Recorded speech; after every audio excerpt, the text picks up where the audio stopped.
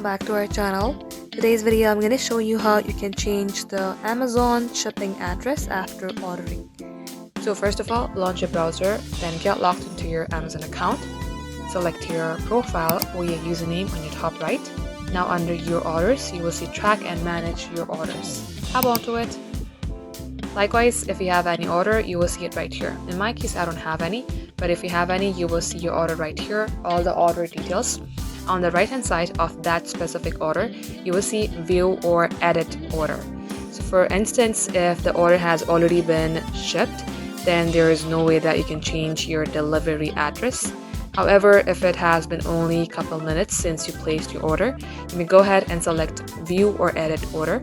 And all you have to do is select the shipping address and likewise change it.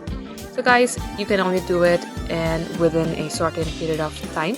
So make sure that you do it as soon as possible and it will be changed. Thank you for watching.